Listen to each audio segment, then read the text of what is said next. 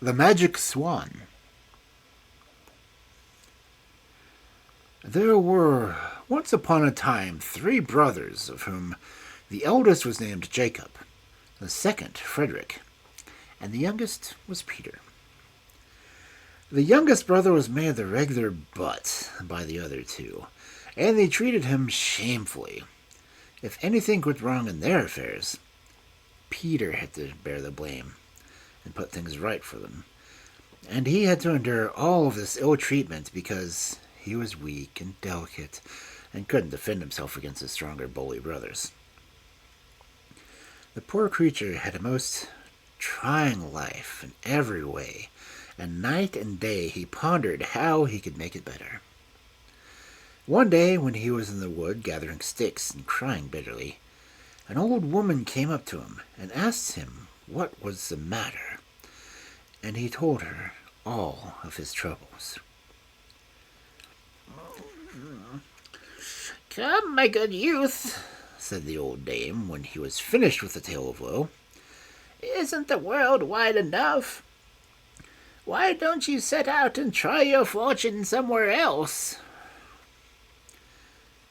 Peter took her words to heart, and left his father's house early one morning to try his fortune in the wide world, as the old woman had advised him to. But he felt bitterly parting from his home when he had been born, and where he had at least passed a short but happy childhood. And sitting down on a hill, he gazed once more fondly of his native place. Suddenly the old woman stood before him, and, tapping him on the shoulder, "So far, so good, my boy. But what do you mean to do now?" Peter was at a loss of what to answer, for so far he had always thought that fortune would drop into his mouth like a ripe cherry. The old woman, who guessed his thoughts, laughed kindly and said, "I'll tell you what you must do, for I have taken a fancy to you, and I'm sure you won't forget me when you've made your fortune." Peter promised faithfully that he wouldn't, and the old woman continued. "This evening at sunset, go to yonder pear tree which you see growing at the crossroads. Underneath it you'll find a man lying asleep, and a beautiful large swan will be fastened to a tree close to him. You must be careful to not waken the man, but you must unfasten the swan and take it away with you. You'll find that everyone will fall in love with its beautiful plumage, and you must allow anyone who likes to pull a feather out. But as soon as the swan feels so much as a finger on it, it will scream out, and then you must say, 'Swan, hold fast.'"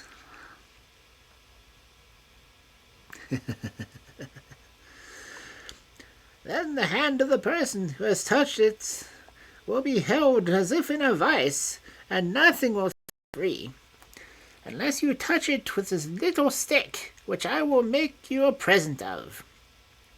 When you have captured a whole lot of people in this way, lead your train straight on with you. You will come to a big town where a princess lives who has never been known to laugh. If you only make her laugh, your fortune is made. Then I beg you won't forget your old friend."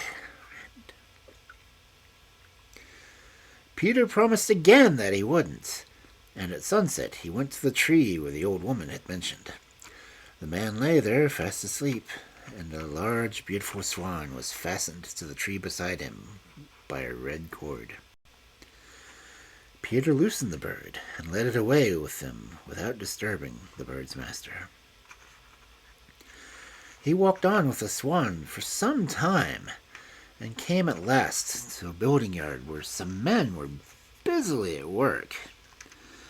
They were all lost in admiration of the bird's beautiful plumage, and one forward youth, who was covered with clay from head to foot, called out, "Oh, if only I touched one of those feathers, how happy I should be!" "Pull one of them out," said Peter kindly, and the youth seized one from the bird's tail. Instantly the swan screamed, and Peter called out, "Swan, hold fast!" And do what he could, the poor youth couldn't get his hand away. The more he howled, the more the others laughed, till a girl who had been washing clothes in the neighboring stream hurried up to see what was the matter. When she saw the poor boy fastened to the swan, she felt so sorry for him that she stretched out her hand to free him. The bird screamed. "Swan, hold fast!" called out Peter, and the girl was caught as well. When Peter had gone on for a bit with his captives, they met a chimney sweep, who laughed loudly at the extraordinary troop, and asked the girl what she was doing. "Oh, dearest John," replied the girl, "give me your hand and set me free from this cursed young man." "Most certainly I will, if that's what you want," replied the sweep, and gave the girl his hand. The bird screamed. "Swan, hold fast," said Peter, and the man was added to the number. They soon came to a village where a fair was being held. A traveling circus was giving a performance, and the clown was just doing his tricks. He opened his eyes wide with amazement when he saw the remarkable trio fastened to the swan's tail. "Have you gone raving madman?" he asked as well as he could for laughing. "It's no laughing matter," the sweep replied. "This wrench has got so tight on hold of me that I've been glued to her. Do set me free like a good clown, and I'll do you a good turn some day." Without a moment's hesitation, the clown grasped the sweep's outstretched hand. The bird screamed. "Swan, hold fast!" called out Peter, and the clown became the fourth of the party. Now, in the front row of the spectators sat the respected and popular mayor of the village, who was much put out that he was considering nothing but a foolish trick. So much annoyed that he went and he seized the clown by the hand and tried to tear him away, in order to hand him over to the police. Then the bird screamed, and Peter called out, "Swan, hold fast!" And the dignified mayor shared the fate as his predecessors. The mayoress, a long, thin stick of a woman, enraged at the insult done to her husband, seized his free arm and tore at it with all her might, with the only result that she too was forced to swell the procession. After this, no one else had any wish to join them. Soon Peter saw the towers of the capital in front of him. Just before entering it, a glittering carriage came to meet him, in which was seated a young lady as beautiful as the day, but with a very solemn and serious expression. But no sooner had she perceived the motley crowd fastened to the swan's tail than she burst out in a fit of laughter, in which she was joined by all her servants and her ladies-in-waiting. "The princess has laughed at last!" they all cried with joy. She stepped out of her carriage and took to look more closely at the wonderful sight, and laughed again and again at the capers the poor captives cut.